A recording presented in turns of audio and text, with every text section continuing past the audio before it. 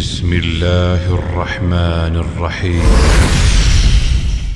Was اور نصیحتیں، لفظ لفظ حکمتیں، ابر علم و آگہی سے برستی بارشیں، شرع کے امور سے، دین کے شعور سے، قلب و ذہن جگمگاتے ہیں سچ کے نور سے۔ خطبہ جمعۃ المبارک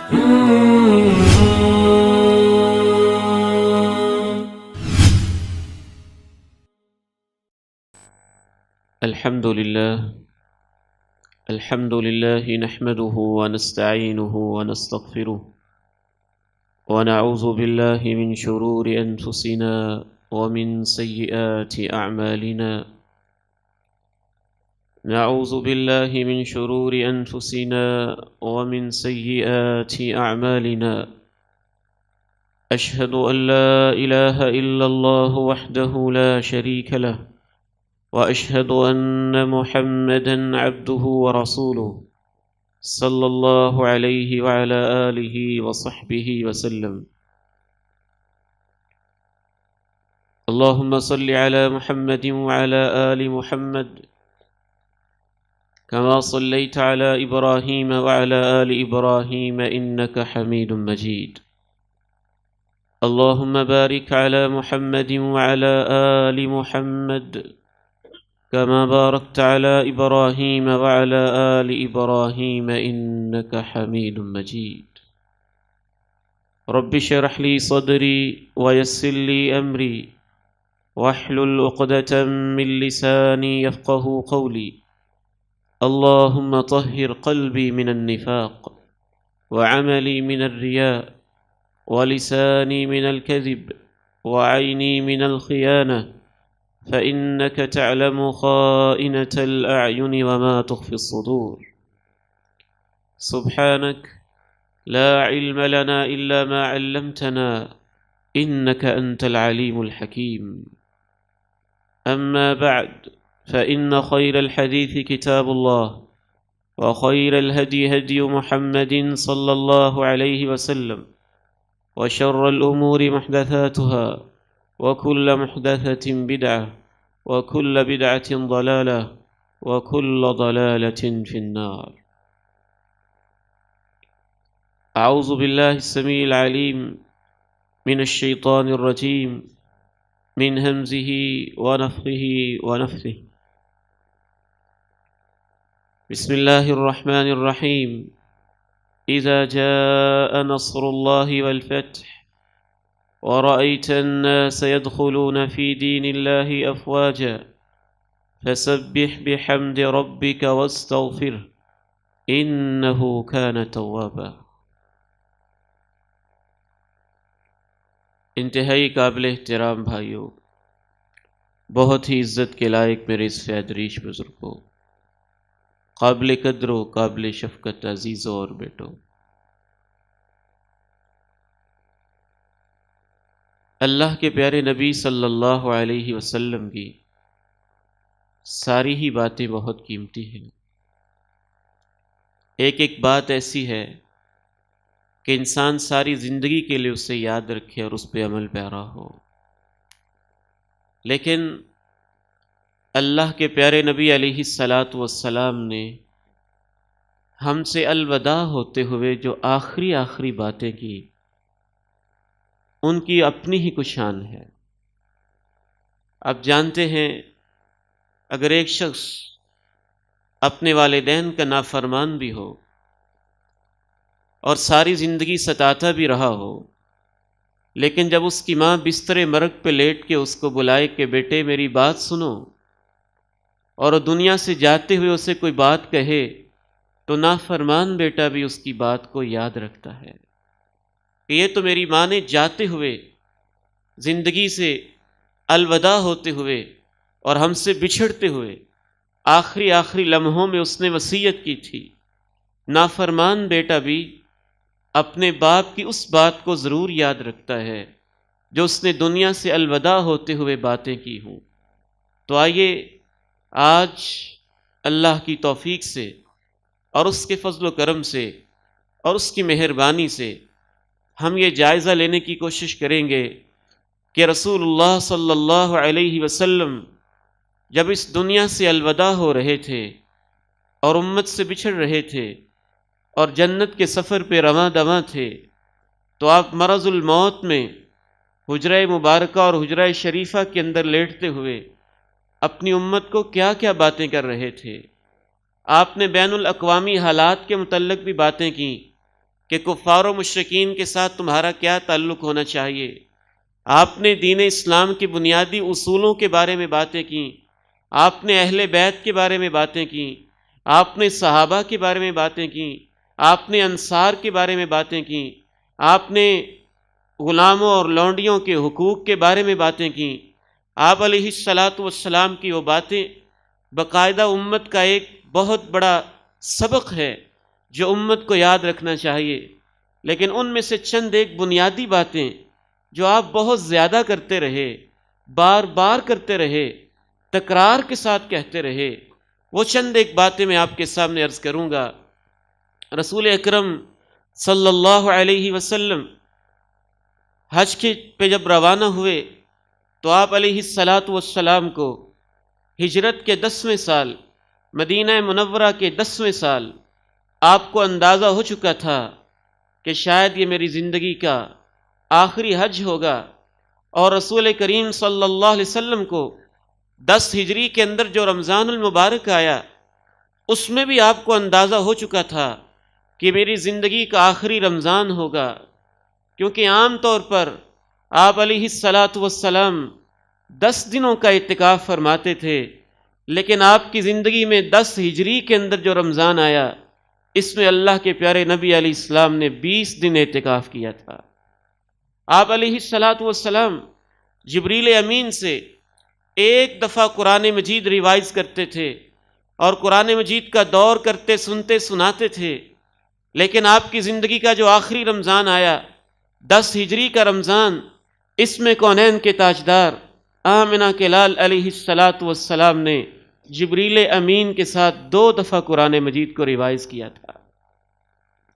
حج پہ روانہ ہوئے، آپ حج فرما رہے ہیں اور اپنے صحابہ سے کہہ رہے ہیں خذوا عنی مناسککم لعلی لا القاکم بعد عامی ھذا، اے میرے صحابہ مجھ سے حج کے طریقے سیکھ لو، شاید یہ میری زندگی کا آخری حج ہو اور اس کے بعد میری اور تمہاری ملاقات نہ ہو سکے۔ کبھی آپ فرما رہے تھے لعلی لا احج بعد عامی ھذا، مجھ سے حج کے طریقے سیکھ لو، شاید کہ اس کے بعد میں کبھی حج نہ کر سکوں۔ کبھی آپ فرما رہے تھے مجھ سے حج کے طریقے سیکھ لو، شاید اس کے بعد میں کبھی میدان عرفات میں نہ آ سکوں۔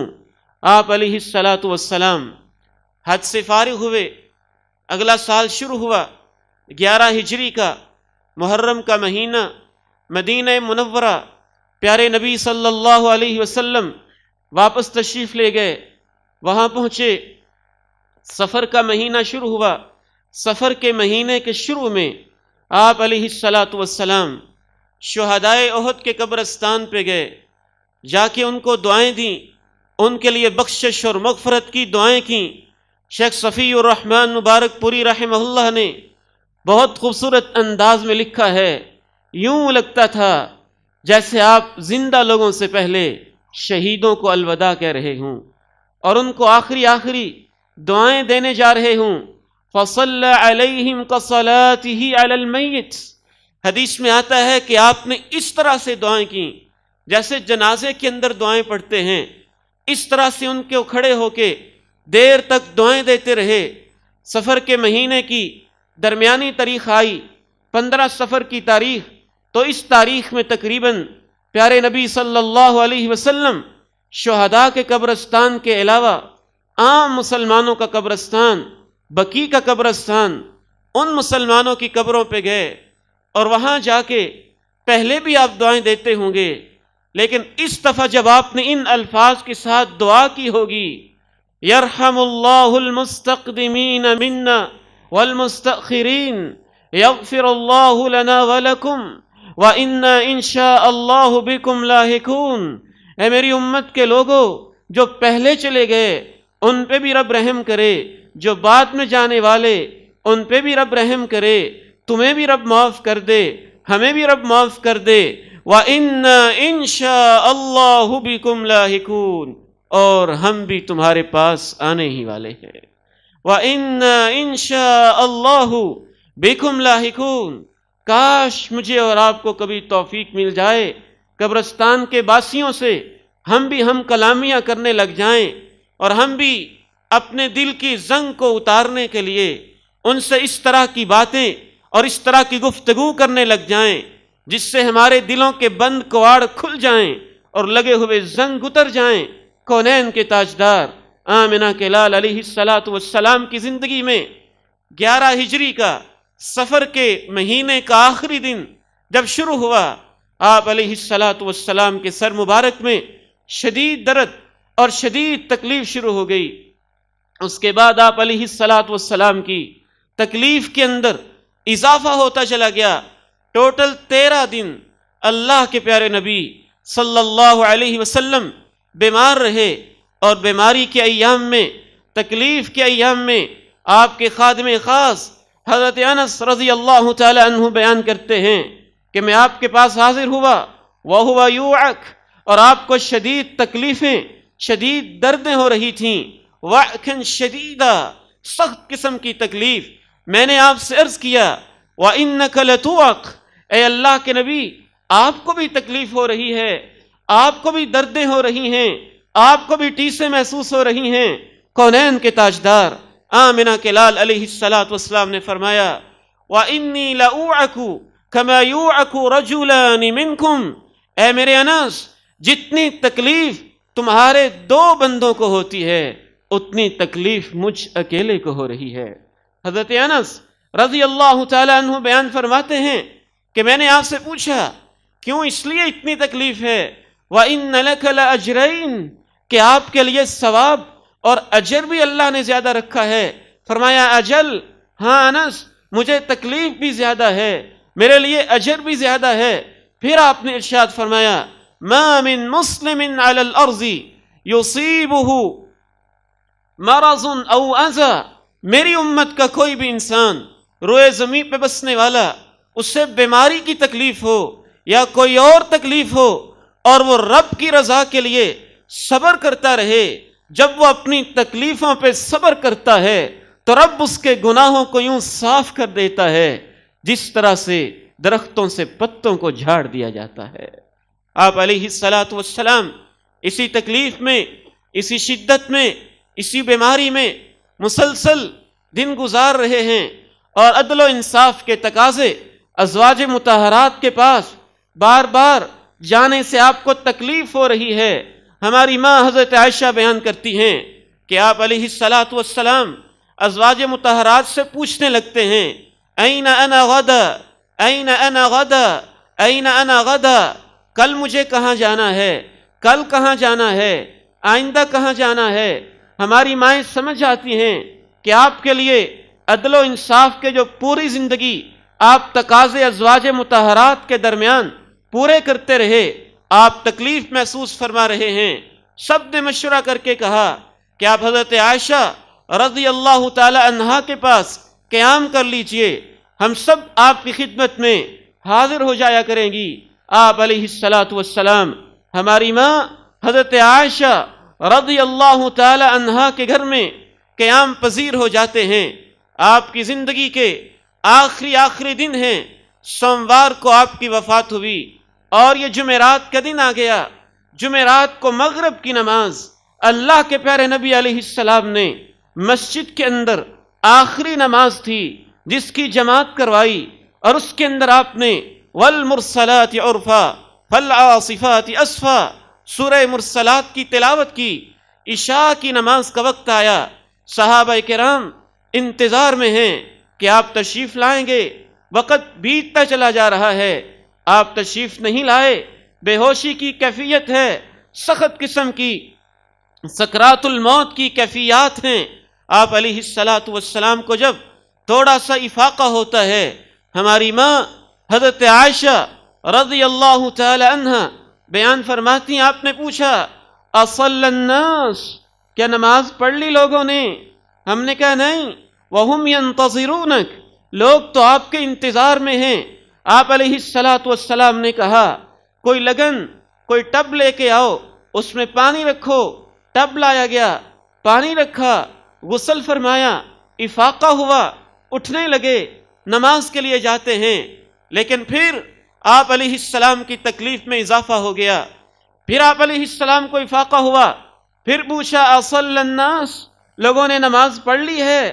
کہا نہیں، وہ تو آپ کے انتظار میں ہیں۔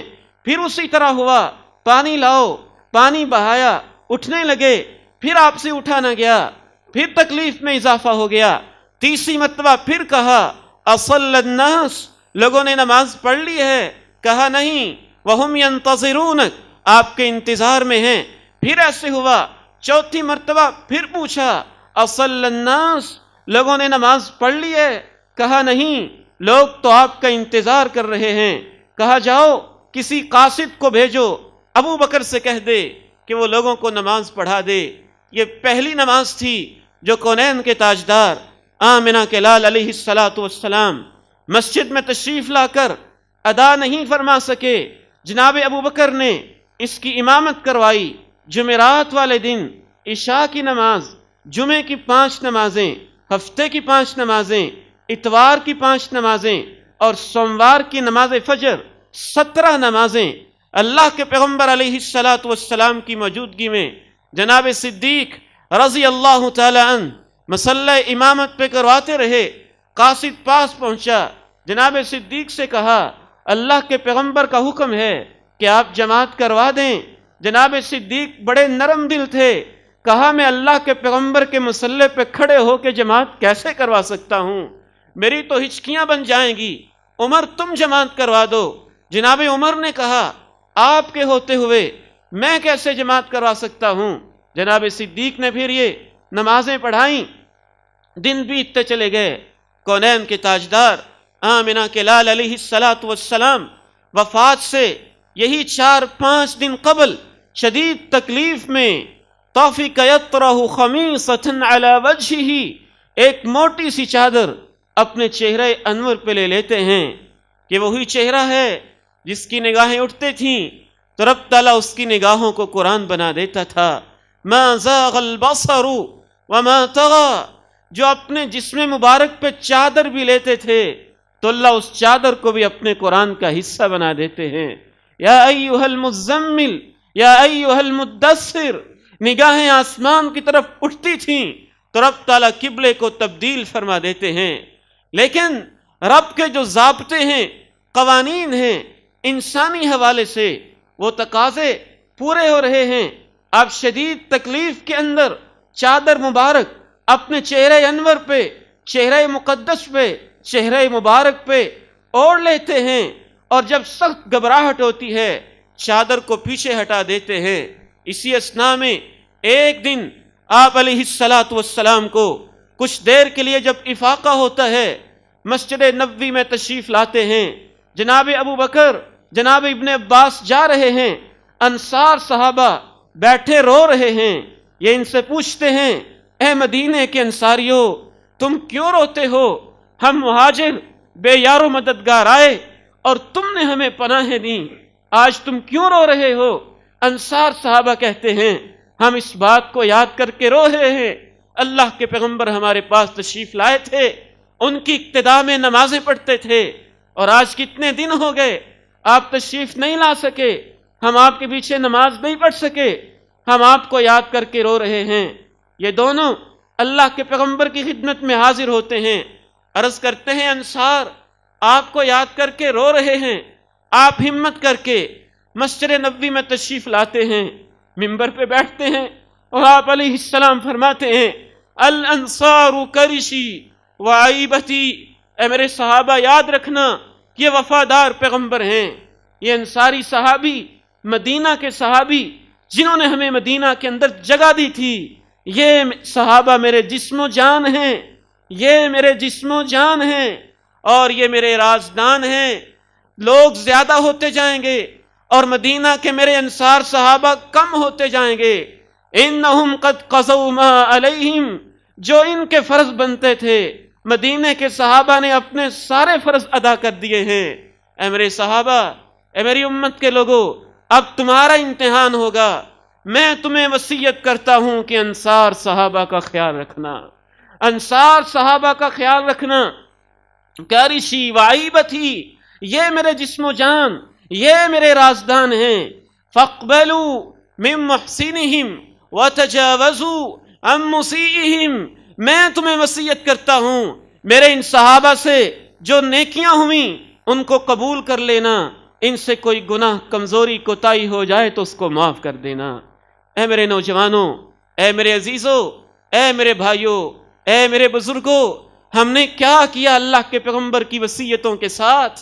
جاتے جاتے آپ نے کہا میرے صحابہ کا خیال رکھنا، میرے صحابہ کا خیال رکھنا۔ کریشی و عیبتی، کرش عربی زبان میں، عیبہ عربی زبان میں ان قیمتی چیزوں کو کہتے ہیں جو آدمی اپنے وائلٹ میں، اپنی پاکٹ میں، اپنی کسی خاص چیز کے اندر سنبھال کے رکھتا ہے۔ آپ کہہ رہے ہیں یہ میری سب سے قیمتی متاع ہیں، یہ میرے جسم و جان ہیں، یہ میرے رازدان ہیں، ان کا خیال رکھنا۔ افسوس ہے اس امت پہ جس نے اللہ کے پیارے نبی کی آخری باتوں کو بھی یاد نہ رکھا، آخری وصیتوں کا بھی خیال نہ کیا، آخری باتوں کا بھی خیال نہ کیا۔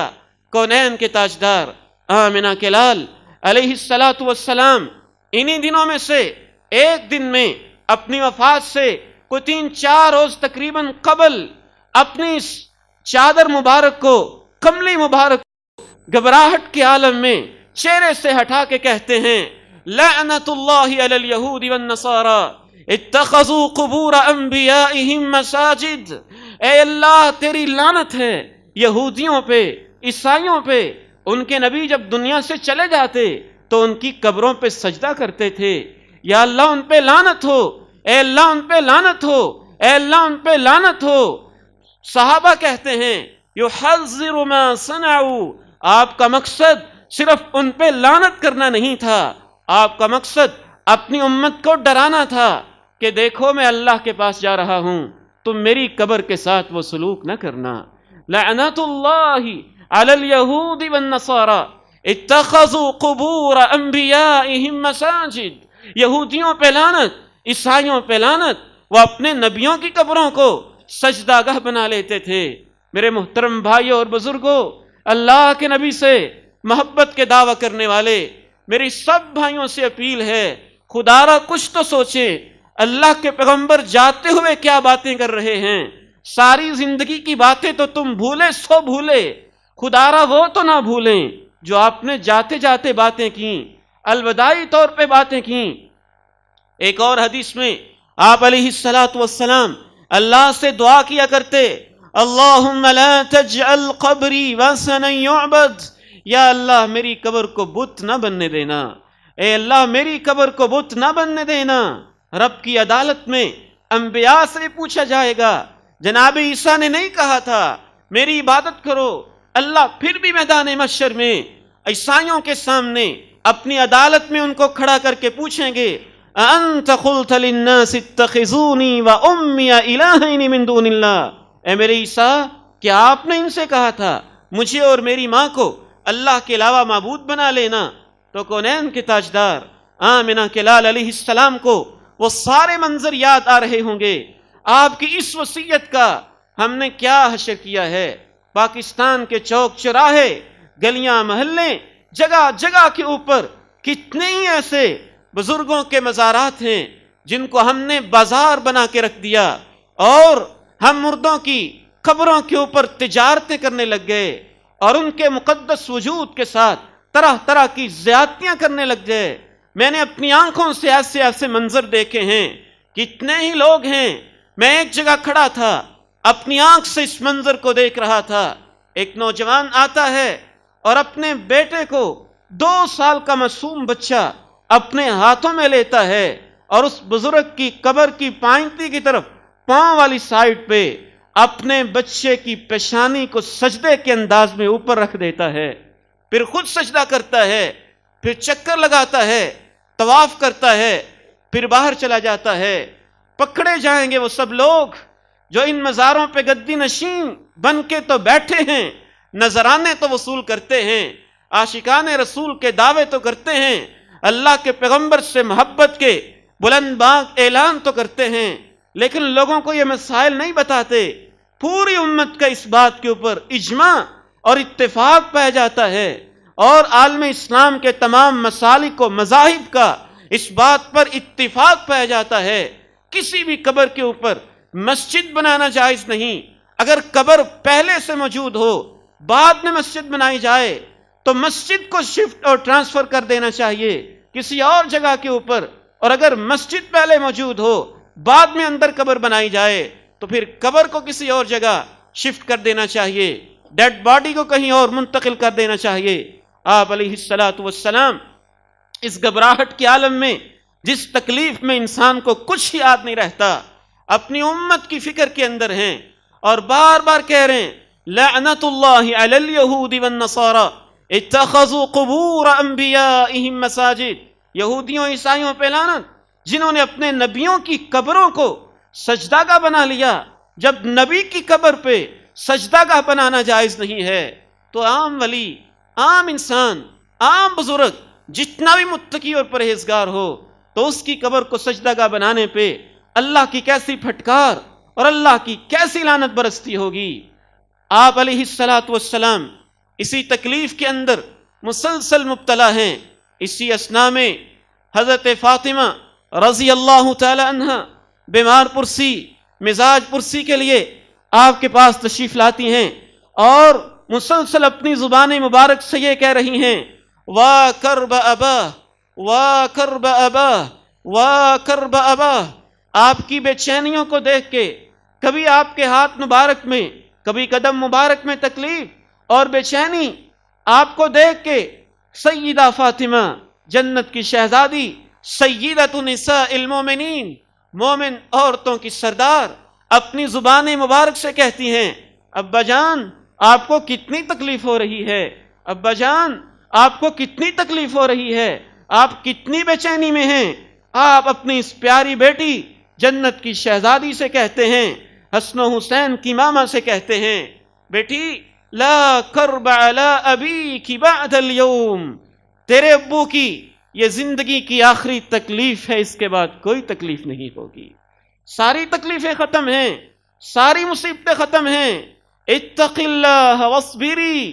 پھر اپنی بیٹی سے کان میں کان ڈال کے خاص قسم کی کوئی راز کی بات کرتے ہیں۔ حضرت فاطمہ رضی اللہ تعالی عنہ رو دیتی ہیں اور شدت کے ساتھ روتی ہیں۔ پھر آپ دوبارہ بات کرتے ہیں، آپ مسکرا دیتی ہیں۔ ہماری ماں حضرت عائشہ پوچھتی ہیں کہ آپ کیوں رو رہی ہیں؟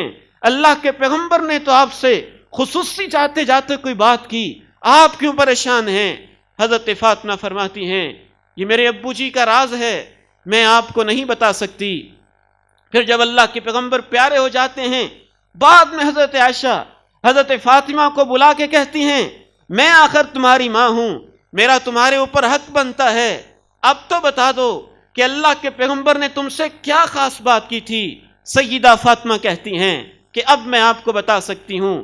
پھر بتاتی ہیں کہ پہلی دفعہ جب میں روئی تھی، میرے بابا نے، کونین کے تاجدار نے، آمنہ کے لال نے میرے کان میں کہا تھا فاطمہ جبریل ایک دفعہ میرے ساتھ قرآن ریوائز کرتا تھا، اس رمضان میں اس نے 2 دفعہ ریوائز کیا ہے، مجھے لگتا ہے کہ میں رب کے پاس جانے ہی والا ہوں، میں رب کے پاس جانے والا ہوں۔ اتق اللہ واصبری، جب میں چلا جاؤں رب سے ڈرنا اور صبر کا دامن تھامنا، صبر اختیار کرنا اور تقوی اختیار کرنا، جزا فضا نہ کرنا، مت کرنا۔ اور اس کے بعد جب میں رونے لگ گئی تو اللہ کے پیغمبر نے، میرے بابا نے دوبارہ میرے کان میں کہا فاطمہ تجھے مبارک ہو، میرے گھر والوں میں سے سب سے پہلے جنت میں میرے ساتھ تیری ملاقات ہوگی۔ پھر میں مسکرانے لگ گئی۔ کونین کے تاجدار آمنہ کے لال علیہ الصلوۃ والسلام اسی تکلیف کے اندر مبتلا ہیں، ازواج مطہرات آپ کے پاس موجود ہیں۔ اسی اثناء میں اس حجرہ مبارکہ میں جہاں فرشتے وحی لے کے آیا کرتے تھے، جو نور کا محبت تھا، جو وحی کا منبع تھا، جو انسانیت کے لیے ہدایت و رشد کا مرکز تھا، آج اس حجرہ مبارکہ میں ملک الموت آ رہا ہے، لیکن کائنات کی سب سے پاکیزہ روح کو رب کے پاس بلانے کے لیے، اور پہلے آپ کو اختیار دیا گیا ہے۔ جو بھی نبی دنیا میں آیا، رب تعالیٰ نے ہر نبی کو پہلے پوچھا، اے میرے پیغمبر، میرے پاس آنا ہے یا ابھی دنیا میں رہنا ہے؟ حضرت موسیٰ کے بارے میں صحیح بخاری میں آتا ہے، جب ان کے پاس ملک الموت آیا تو انہوں نے اس کو جب ایک زبردست قسم کا گھونسا رسید کیا اور اس کی آنکھ کو پھوڑ کے رکھ دیا گیا، اور دیگر احادیث سے بھی پتہ چلتا ہے رسول اللہ صلی اللہ علیہ وسلم نے ہماری ماں حضرت عائشہ کو پہلے ہی یہ بتا رکھا تھا کہ جب بھی کوئی نبی دنیا سے جاتا ہے، اللہ اس کو جنت میں اس کا گھر دکھا کے پوچھتا ہے کہ رہنا ہے کہ آنا ہے، رہنا ہے کہ آنا ہے۔ ملک الموت دنیا کی سب سے، انسانیت کی سب سے، انسانی تاریخ کی سب سے پاکیزہ اور مقدس روح کو لینے کے لیے حجرہ مبارکہ کے اندر آ رہا ہوگا۔ کونین کے تاجدار آمنہ کے لال علیہ السلام نے اپنے پاس ایک برتن رکھا ہوا ہے، برتن میں ہاتھ یوں ڈالے ہوئے ہیں۔ ہماری ماں حضرت عائشہ رضی اللہ تعالی عنہ آپ کے جسم مبارک پہ دم کر رہی ہیں، معوذات پڑھ رہی ہیں، آپ ہی کا ہاتھ پکڑ کے آپ کی برکت کی نیت سے کہ آپ کے ہاتھ میں جو برکت ہے آپ کے جسم پہ پھیر رہی ہیں۔ اسی اثناء میں اللہ کے پیغمبر کہہ رہے ہیں، ان للموت سکرات، ان للموت سکرات، ان للموت سکرات۔ موت کی بے ہوشیاں ہوتی ہیں، موت کی بے ہوشیاں ہوتی ہیں، موت کی بے ہوشیاں ہوتی ہیں۔ ہماری ماں حضرت عائشہ کہتی ہیں، پہلے میں مرنے والے انسان کو تکلیف میں دیکھتی تو میں بہت برا سمجھا کرتی تھی، جب میں نے اللہ کے پیغمبر کی تکلیفوں کو دیکھا تو اس کے بعد کسی کے لیے میں تکلیف کو برا نہیں سمجھتی ہوں۔ شدید تکلیف کے اندر آپ علیہ السلام کہے جا رہے ہیں، ان للموت سکرات، ان للموت سکرات، ان للموت سکرات۔ اسی اثناء میں جناب عبد الرحمن ابن ابی بکر حضرت عائشہ کے بھائی حجرہ مبارکہ میں داخل ہوتے ہیں اور آپ مسواک کر رہے ہیں۔ اللہ کے پیغمبر مسواک کی طرف دیکھنے لگ جاتے ہیں۔ ہماری ماں حضرت عائشہ سمجھ جاتی ہیں کہ آپ مسواک کرنا چاہتے ہیں۔ حضرت عائشہ مسواک اپنے ہاتھ میں لیتی ہیں، اپنے دانتوں میں چباتی ہیں، اور حضرت عائشہ کہتی ہیں، یہ اللہ کا میرے اوپر احسان ہے۔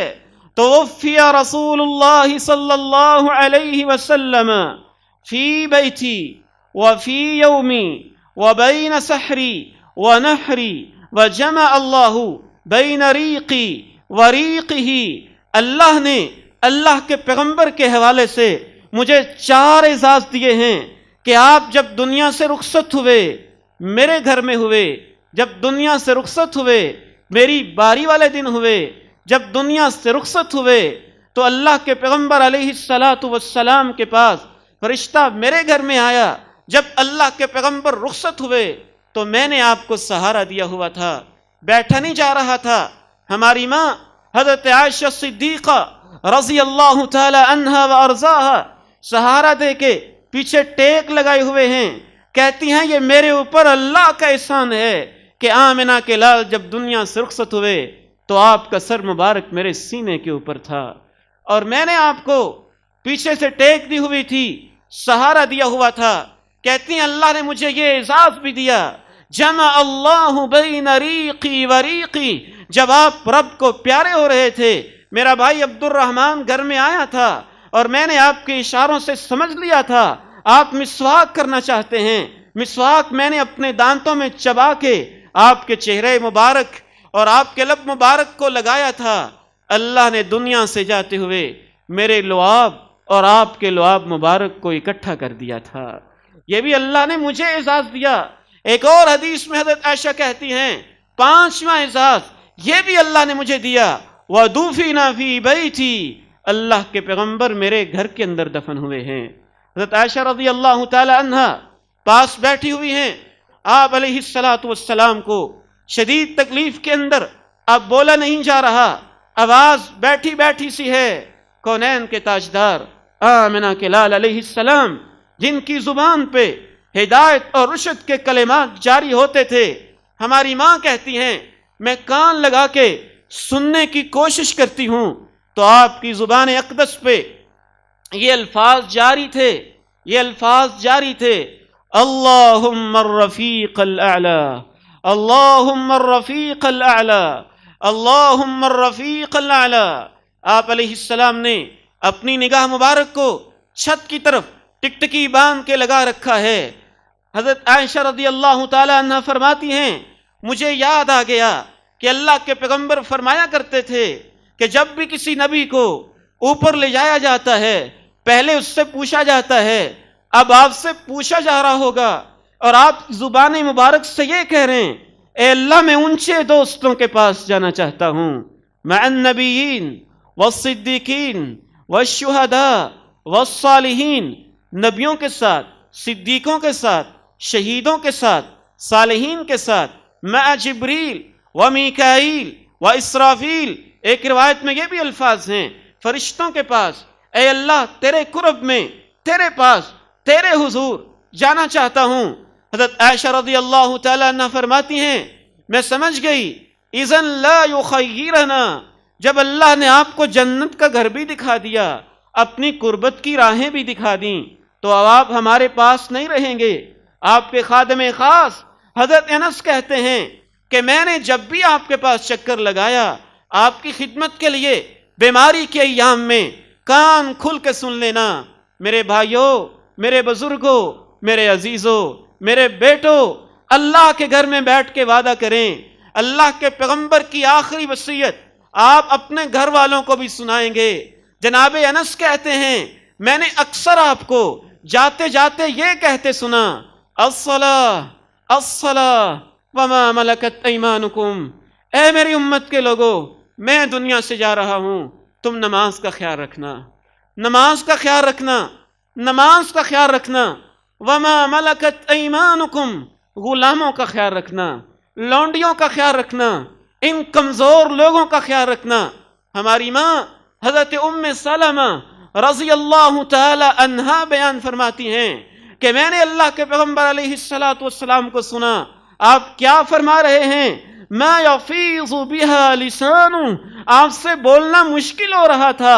ایک روایت میں آتے ہیں یلجلج بها صدرہ، آپ کے سینے کے اندر سے یوں بڑی ہلکی سی آواز آ رہی تھی، اور آپ سب سے آخری الفاظ امت کی وصیت کے حوالے سے یہ کہہ رہے تھے الصلاۃ الصلاۃ وما ملکت ایمانکم، نماز کا خیال رکھنا، نماز کا خیال رکھنا، نماز کا خیال رکھنا، اور لونڈیوں کا، غلاموں کا، اپنے نوکروں کا، کمزور لوگوں کا خیال رکھنا۔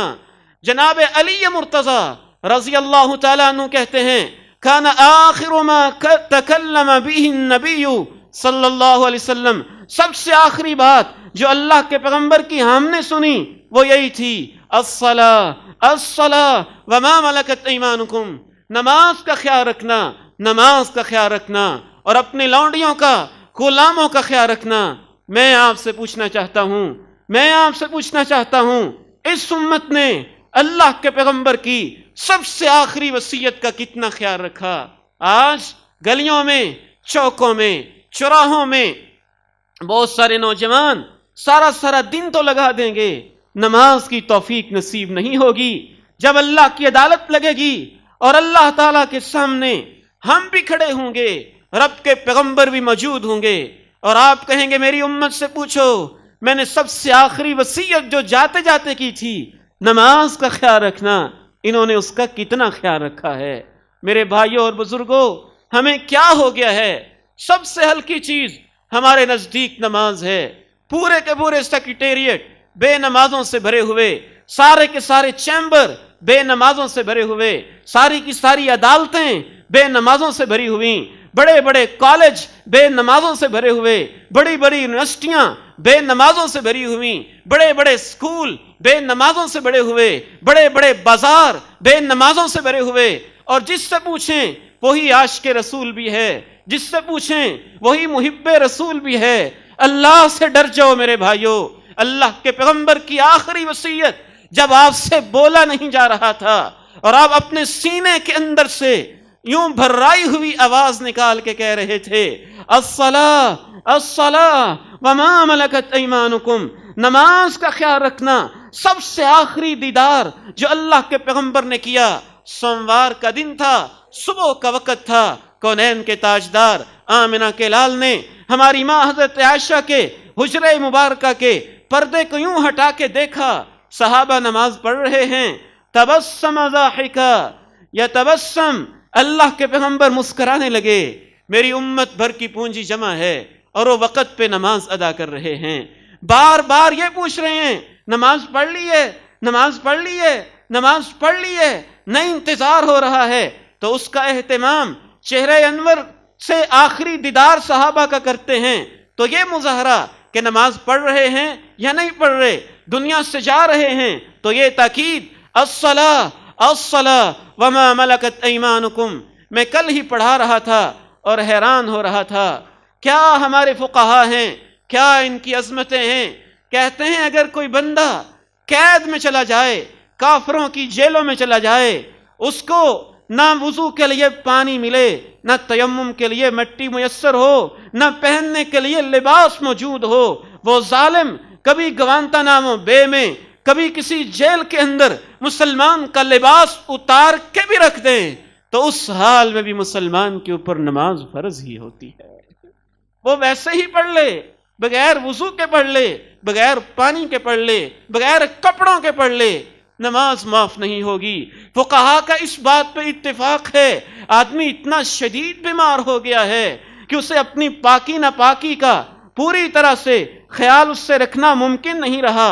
ہوش و حواس قائم ہیں، کپڑے ناپاک ہیں، سنبھالنے والا کوئی پاس نہیں ہے، 80-90 سال کی عمر ہے، ہوش و حواس جب تک قائم ہیں، فقہا نے باقاعدہ لکھا اسی حالت میں نماز پڑھ لے، رب تعالیٰ قبول کرنے والا ہے۔ بیمار ہو گیا ہے، اتنی تکلیف ہے، سلس البول کا مریض ہو گیا ہے، وضو قائم نہیں رہتا، بار بار ٹوٹ جاتا ہے، فقہا واضح طور پہ کہتے ہیں کوئی بات نہیں، نماز پڑھے، اللہ قبول کرنے والا ہے۔ اتنا بیمار ہے، کھڑا نہیں ہوا جاتا تو بیٹھ جائے، بیٹھا نہیں جاتا تو لیٹ جائے، لیٹ کر کچھ بھی نہیں ہوتا تو اشاروں سے پڑھ لے، نماز معاف نہیں ہے۔ میرے بھائیو، نماز یا تو کافر نہیں پڑھتا یا پاگل نہیں پڑھتا کہ جس کے ہوش و حواس قائم نہ ہوں، یا بچے کو معاف ہے جو ابھی 7 سال سے کم عمر کا ہے یا 10 سال سے کم عمر کا ہے۔ اس کے علاوہ تو کوئی ایسی وجہ ہے ہی نہیں کہ جس وجہ سے کسی کو نماز کی رخصت مل جاتی ہو۔ اور آخری وصیت کو بھی ہم نے یوں فراموش کر کے رکھ دیا ہے۔ کونین کے تاجدار آمنہ کے لال علیہ السلام کے پاس ہماری ماں حضرت عائشہ موجود ہیں۔ آپ فرماتی ہیں برتن میں آپ نے ہاتھ ڈالا ہے، انگشت شہادت آسمانوں کی طرف کر کے کہتے ہیں اللہم الرفیق الاعلی، اے اللہ اونچے لوگوں کے پاس مجھے لے جا۔ اور ایک روایت میں یہ دعا آتی ہے، میں تو یہ پڑھتا ہوں تو رونگٹے کھڑے ہو جاتے ہیں، اللہم اغفر لی وارحمنی اللہم الرفیق الاعلی، اے اللہ مجھے معاف فرما دے، اے اللہ میرے اوپر رحم فرما دے، اے اللہ اونچے لوگوں کا ساتھ نصیب فرما دے۔ اور اسی کے ساتھ دنیا کی سب سے پاکیزہ، سب سے مقدس روح، سب سے مقدس جسم کے اندر پرواز کر جاتی ہے، انا للہ و انا الیہ راجعون۔ ہماری ماں حضرت عائشہ رضی اللہ تعالی عنہ بیان فرماتی ہیں کہ جب آپ کی روح پرواز کر گئی تو وجدت ریحا ما وجدت قط اطیب ریحا من، میں نے ایسی خوشبو محسوس کی کہ کبھی میں نے اپنی زندگی میں ویسی خوشبو دیکھی ہی نہیں تھی۔ یہ وہ جسم مبارک ہے جس کا پسینہ بھی گلاب اور عطر سے اور کستوریوں سے زیادہ خوبصورت، زیادہ برکتوں والا ہوتا تھا۔ یہ وہ جسم مبارک ہے جس کو مکہ کے پتھر بھی جھک کے سلام پیش کرتے تھے۔ یہ وہ ہستی مبارک ہے جس کے سامنے کھجور کو حکم دیا جاتا تو وہ بھی چل کے آ جاتی تھی۔ یہ وہ جسم مبارک ہے جو ایک جانور کو بھی بات کہتے تو وہ بھی اس کی بات قبول کر لیتا تھا۔ یہ وہ جسم مبارک ہے جو پتھر کو بھی اشارہ کرتا تو وہ بھی آپ کی مان لیتا تھا۔ یہ وہ جسم مبارک ہے جو آسمانوں کی طرف انگلی سے اشارہ کرتا تو چاند ٹکڑے ہو جاتا، یہ وہ جسم مبارک ہے جو رب کے سامنے ہاتھ پھیلاتا تو رب اس کی دعا کو کبھی رد نہ کرتا۔ میرا آپ سے سوال یہ ہے، جو اتنا عظیم پیغمبر ہے، ہم اس کی وہ بات بھی نہیں مانتے جو آپ نے جاتے جاتے ہم سے کی تھی؟ الصلاۃ، نماز کا خیال رکھنا، وما ملکت ایمانکم، خوبصورت ایک خوشبو پھیل جاتی ہے، اور یہ آج تک امت کے ایسے ایسے پاکیزہ روح موجود ہے۔ ہر مومن کی روح جب جسم سے نکالی جاتی ہے، صحیح حدیث کے اندر آتا ہے کہ اس کے جسم سے ایک خوشبو نکلتی ہے اور وہ ہر طرف ہر سو پھیل جاتی ہے۔ کبھی دنیا والوں کو محسوس ہوتی ہے، کبھی نہیں ہوتی، کبھی وہ اس کی اپنی روح کی خوشبو ہوتی ہے، کبھی وہ اس ململی کپڑے کی خوشبو ہوتی ہے جس کے اندر فرشتے اس کو لینے کے لیے آتے ہیں، وہ خوشبو پھیل جاتی ہے۔ شیخ حسان کہتے ہیں، سعودی عرب کے عالم دین، مجھے ایک دفعہ فون آیا، فون پہ ایک بہن نے مجھ سے پوچھا کہ میں اپنی ایک ہمسائی خاتون کو جو عام سے زمیندار گھرانے کی چھوٹے درجے کی خاتون ہے، اس کو غسل دے رہی ہوں اور اچانک اس کے ہاتھ اس کے سینے کے اوپر موجود ہیں، میں نیچے کرنے کی کوشش کرتی ہوں اور وہ نیچے نہیں ہو رہے ہیں، مسئلہ بتائیں مجھے کیا کرنا چاہیے؟ شیخ حسان فرماتے ہیں، میں نے کہا فون اس کی بہن کو دو، میں اس سے تفصیل پوچھنا چاہتا ہوں۔ میں نے اس سے پوچھا، اے بہن، جب یہ خاتون فوت ہوئی تھی کس حال میں تھی؟ اس نے کہا نماز کے اندر۔ میں نے کہا سجدے میں رکوع میں؟ کہتے نہیں، نہ سجدے میں نہ رکوع میں، قیام میں اس نے ہاتھ باندھے تھے۔ شیخ حسان فرماتے ہیں، میں نے غسل دینے والی خاتون سے کہا قیامت تک ساری دنیا بھی کوشش کرے تو سینے پہ ہاتھ باندھ کے جو رب کے پاس گئی ہے، قیامت کے دن بھی ایسے ہی اٹھائی جائے گی۔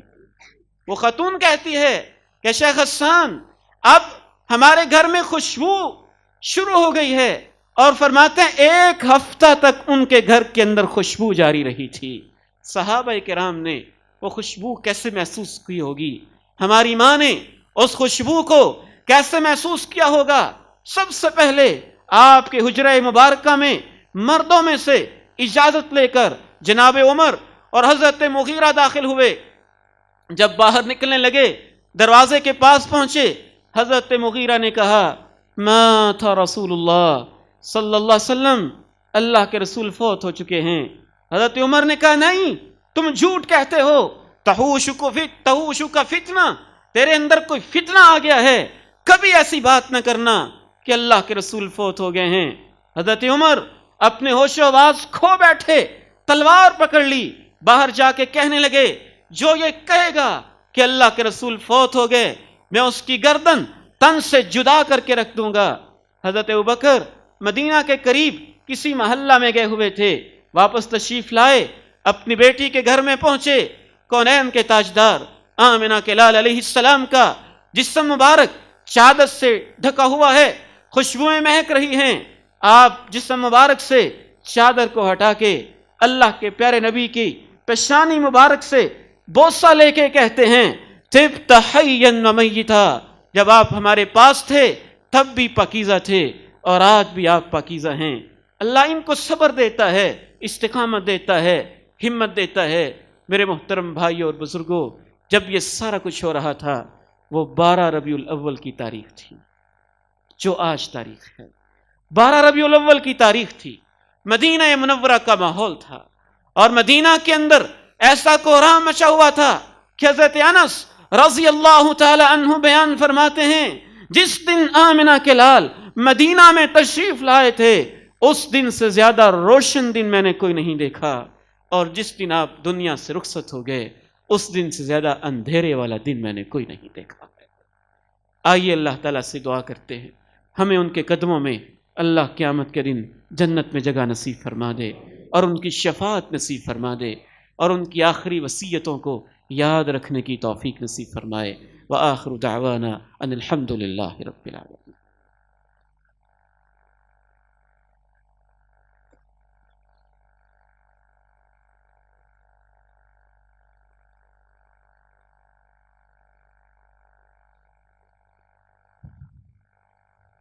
الحمد للہ الحمد لله نحمده ونستعينه ونستغفره ونعوذ بالله من شرور أنفسنا ومن سيئات أعمالنا. أشهد أن لا إله إلا الله وحده لا شريك له، وأشهد أن محمدا عبده ورسوله صلى الله عليه وسلم. اللهم صل على محمد وعلى آل محمد كما صليت على إبراهيم وعلى آل إبراهيم إنك حميد مجيد. اللهم بارك على محمد وعلى آل محمد كما باركت على إبراهيم وعلى آل إبراهيم إنك حميد مجيد. ربنا ظلمنا أنفسنا وإن لم تغفر لنا وترحمنا لنكونن من الخاسرين. ربنا آتنا في الدنيا حسنة وفي الآخرة حسنة وقنا عذاب النار. ربنا لا تؤاخذنا إن نسينا أو أخطأنا. ربنا ولا تحمل علينا إصرا كما حملته على الذين من قبلنا. ربنا ولا تحملنا ما لا طاقة لنا به واعف عنا واغفر لنا وارحمنا أنت مولانا فانصرنا على القوم الكافرين. سبحان ربك رب العزة عما يصفون وسلام على المرسلين والحمد لله رب العالمين.